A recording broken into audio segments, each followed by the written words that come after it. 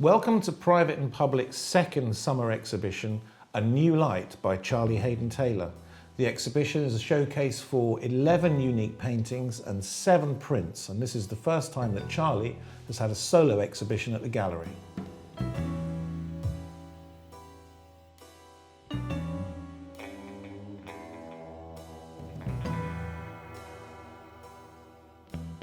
So Charlie, we're in the main gallery space here at Private and Public.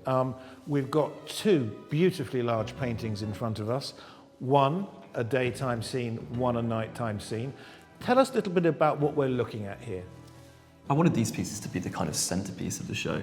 It's this idea of yin and yang between the two, this daytime and nighttime feeling.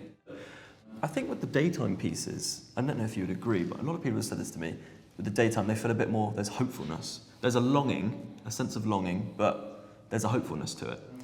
With the actual physical elements, or the visual elements, should I say, things like singular furniture, one element like that, is kind of allowing the viewer, in my mind, to place themselves into the piece as though they can picture themselves there. We can clearly see a relationship also here to the De Stijl movement. If we go back to the 1920s, if we think about Piet Mondrian, if we think about Theo van Doesburg and the way that these paintings are structured. But there is also elements of pop art in here, for sure, with the bright primary colours. But the one reference that I keep coming back to when I see your work is this idea of Hopper, and that you are almost as being described as a millennial Hopper. Tell us a little bit more about that sense of social isolation, if you like, that seems to emanate throughout the work. Sure. Yeah, that was always an interesting comment, the millennial Hopper. I kind of get it. I do get it. Someone had said that to me beginning of the year, and it kind of stuck. But there's this idea, basically, that came across me about 10 years ago. Having moved from Jersey to London, I felt that it was a weird paradox. It was this idea that you leave a smaller community and you end up going somewhere that's more busy with more people, and actually it's more lonely. Yeah. It was more isolating the busier it got. So that's kind of stuck in the paintings.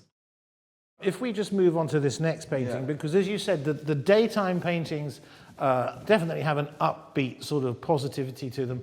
The nighttime paintings somehow seem a little bit more somber. Yeah, it wasn't something that I was intending, but once I started making these works, that feeling was instantly recognizable.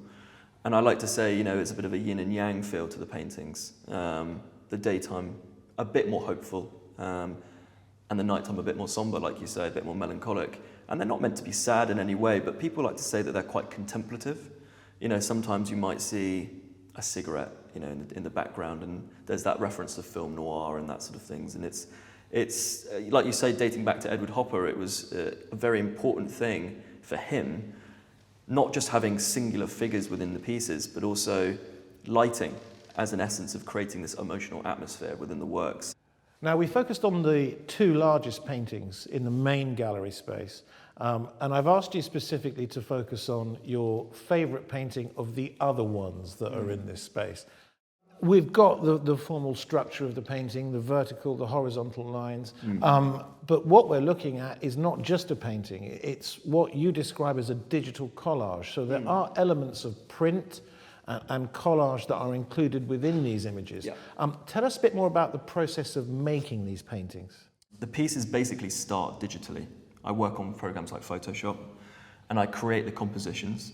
It allows me also to create the bright perspectives and choose my colours as well. And then once it's on canvas, the canvas will arrive with the digital elements in, and then I will be painting in the space, all from the mathematics that I draw from the digital program. So they're mixed media, and I think that also gives it a bit of a sense of that kind of cross between the physical and the digital world.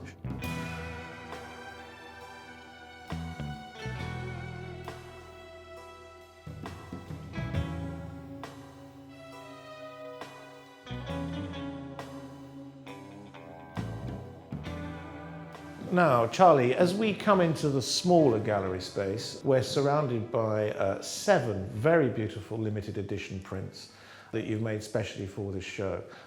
2 here, one day, one night again. Okay. This looks like New York in the background, is that correct? I think it could be.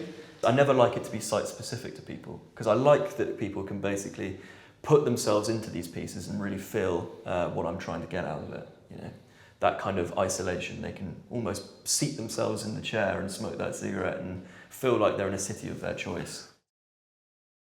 This nighttime image that we've got next to us, this really couldn't be anywhere else except in Britain. And the only reason I say that is because we've clearly got wedged between the McDonald's cup and the mobile phone, a British Rail travel card.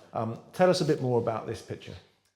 Having been a Londoner for the last 10 years, I was travelling quite a lot for my studio, and it was always the nighttime commute coming back.